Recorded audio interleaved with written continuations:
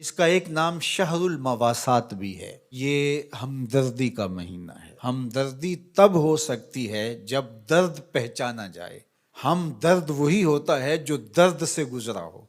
तो जिस शख्स ने कभी तकलीफ देखी नहीं, भूख देखी नहीं, प्यास देखी नहीं, तो उसको प्यास और भूख की कुल्फत का और उसकी अजियत का, उसकी तलखी का और उससे पैदा होने वाली बेचैनी का, इस्तिराब का कैसे अंदाज़ा हो सकता है। तो हमारा रब आसूदा हाल लोगों को भी और तमाम लोगों को भी इस मश्क से अमलन गुजार के बताता है कि भूख क्या होती है, भूख में बिलखते बच्चों की हालत क्या होती है, प्यास से तड़पते हुए जां बलब लोगों की सूरत क्या होती है।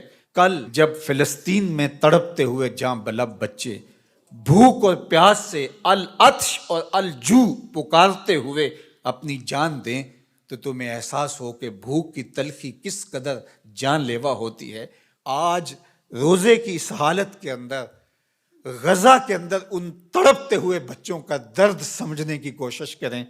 आज गजा के तड़पते हुए उन बच्चों की हालत का तस्वर करें, जब माओ की छातियों से दूध भी सूख जाए, जब बूंद पानी की और दो लुकमे खाने की भी मुयस्सर ना हो, लोग सिसक सिसक के जाने दे रहे हैं।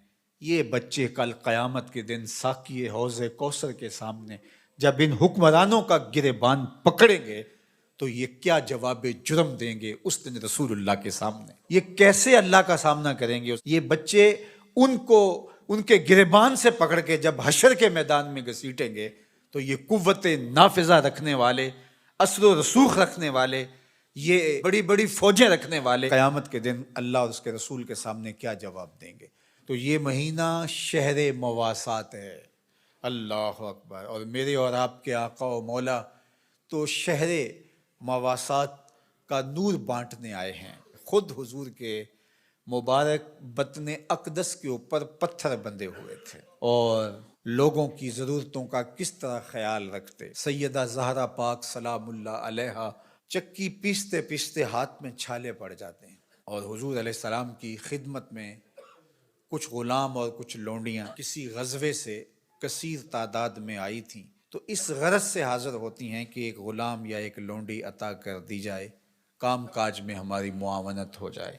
शहजादी खड़ी है हुजूर के दर पे और दामाद खड़े हैं और हाथों में पड़े हुए छाले हुजूर अपनी आंखों से देख रहे हैं। लेकिन आका करीम फरमाते हैं, वल्लाहि ला आतिकुमा, अल्लाह की कसम मैं तुम्हें नहीं दूंगा, अल्लाह की कसम मैं तुम्हें नहीं दूंगा, अल्लाह की कसम मैं तुम्हें नहीं दूंगा।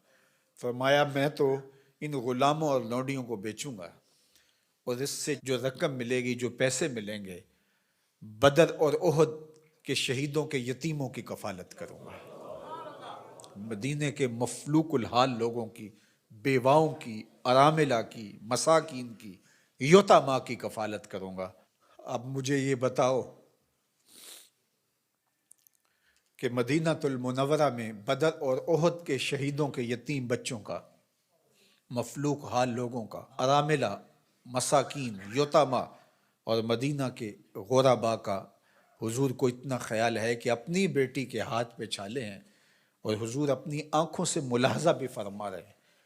लेकिन कहा कि मेरी शहजादी तकलीफ़ें सह लेगी, लेकिन उनकी ज़रूरत मुकद्दम है।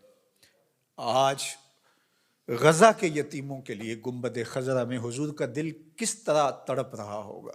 तो सैयदा ज़हरा सलामुल्लाह अलैहा का तस्वुर आते ही उम्मत के लिए जो उनका दर्द है, अल्लाह अकबर, वो साथ ही याद आता है। वो शहजादी कौनैन जिनका तस्वुर आते ही तक़द्दुस उतरने लगता है। आज मुक़द्दरात इस्लाम सैयदा ज़हरा सलामुल्लाह अलैहा की बताई हुई तारीफ़ के मुताबिक अपने पर्दे की हिफाजत करें और ये उम्मत गालिब तभी होगी जब ये पर्दे में सिमट जाएगी। चाहे सजदे हैं, चाहे रुकू है, क़याम हैं, ऊंचे ऊंचे मीनार हैं मस्जिदों के, बड़े आलीशान गुंबद हैं, बड़ी बड़ी दरसगाहें हैं, लेकिन हया का जौहर लुट गया तो समझ लो कि उम्मत अपना वजूद खो बैठी है। मैं आप सबको कहता हूँ कि ये जुमे, ये नमाजें, ये रोज़े, ये रस्मी तौर पे नहीं है। हमें अब अमली तौर पे एक इस्लामी मुआशरत को तश्कील देना होगा। हमें रवैयतन अपने आप को तब्दील करना होगा। मेरी आवाज़ मेरी माएँ, मेरी बहनें, मेरी बेटियाँ सुन रही हैं। आपके नाजुक कंधों के ऊपर ये जिम्मेदारी है कि आपने कौम साजी का अमल करना है। आपकी आगोश में पलने वाली नस्ल ही एक साले और पाकीज़ा नस्ल होगी। तू न दानी के सोजे किराते तू दिगर गूं कर तकदीर उमर्रा।